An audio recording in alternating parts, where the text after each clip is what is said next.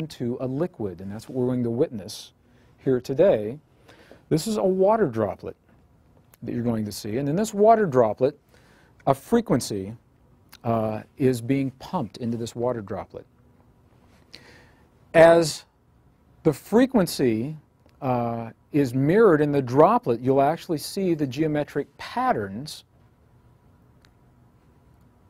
in that droplet. Now what's happening, and the reason that this is so significant, is because we're going to do a frequency sweep. We're going to go from low frequencies to higher frequencies. And what you'll find is this. You'll see that in the lower frequencies, the patterns are less complex. And in the higher frequency, the patterns are more complex. So we're going through a sweep from lower to higher frequency. I'm sharing this with you now because Earth is essentially going through a frequency sweep.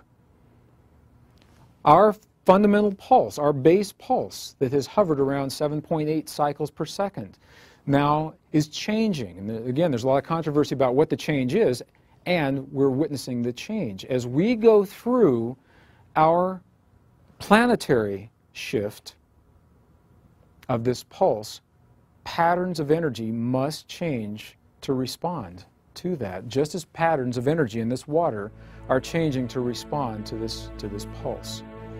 And we'll begin with simply the concentric patterns in the water.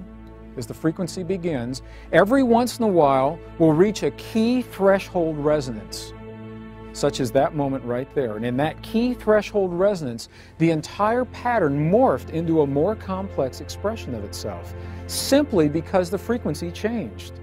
Now watch what happens. The frequency is still increasing. And watch what happens.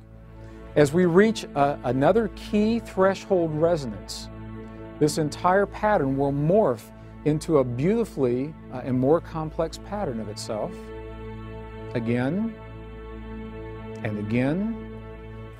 And look at this pattern right here. Look what you're seeing right here. Look at the beautiful geometry. Here is a perfect cube.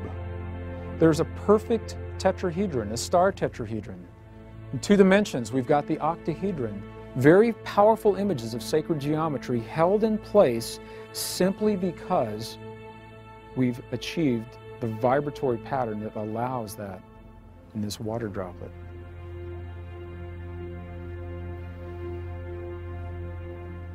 And as the vibration increases, these patterns will become more and more complex.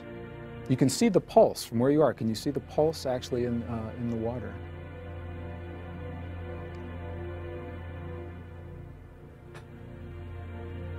As we go into the last set of the frequencies, what you'll see is that the entire, and you'll watch along the outer perimeter, the entire pattern reaches its greatest level of complexity, and then it goes back, as the frequencies drop, it goes back to what it was, the concentric circles,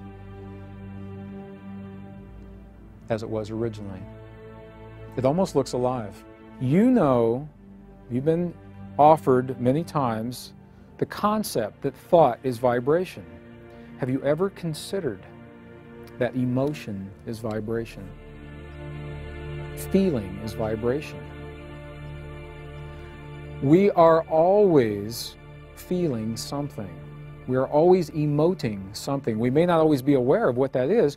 We carry those patterns with us. As we hold a feeling and an emotion, what we're doing is we are holding a vibratory pattern in the liquid crystal of our bodies.